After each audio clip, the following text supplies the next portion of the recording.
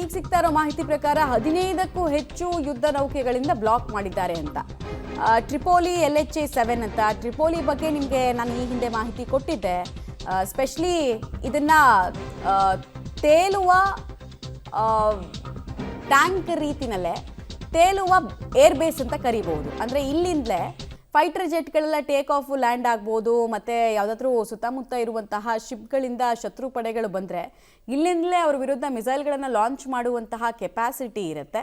ಹೀಗಾಗಿ ತೇಲುವ air base ಅಂತ ಟ್ರಿಪೋಲಿಯನ್ನು ಕರೀತಾರೆ. ಅಷ್ಟೊಂದು ವೆಲ್ ಇಕ್ವಿಪ್ಡ್ ಏರ್ ಬೇಸ್ ಇದು.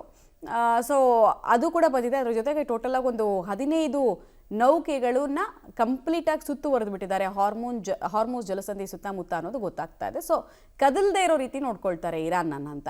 ಯಾವ ಹಾರ್ಮೋಸ್ ಜಲಸಂಧಿನ ಚೋಕ್ ಪಾಯಿಂಟ್ ರೀತಿ ಇರಾನ್ ಬಳಸ್ತಾ ಇತ್ತು, ಈಗ ಅದೇ ಚೋಕ್ ಪಾಯಿಂಟ್ನಲ್ಲಿ ಅಮೆರಿಕ ಕೂಡ ಬ್ಲಾಕೇಡ್ ಮಾಡಿದೆ.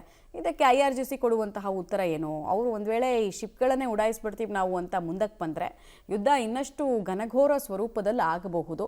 ಜಲಯುದ್ಧ ಒಂದು ಕಡೆಗೆ ಅಫ್ಕೋರ್ಸ್ ಸ್ಟ್ರಾಟಜಿಕ್ ಅಡ್ವಾಂಟೇಜ್ ಅಂತೂ ಇರಾನ್ಗೆ ಇದೆ. ಯಾಕಂದರೆ ಇರಾನ್ನ ಆ ರೂಟಲ್ಲಿ, ಅಂದರೆ ಈಗ ನಾವು ನಮ್ಮ ಮನೆಯಿಂದ ಆಫೀಸಿಗೆ ಬರುವಂತಹ ರೂಟ್ ಬಗ್ಗೆ ನಮ್ಗೆ ಎಷ್ಟು ಚಿರಪರಿಚಿತ ಇರುತ್ತೆ, ಎಷ್ಟು ಸಿಗ್ನಲ್ ಇರುತ್ತೆ, ಏನಿರುತ್ತೆ ಅಂತ ಗೊತ್ತಿರುತ್ತಲ್ವಾ.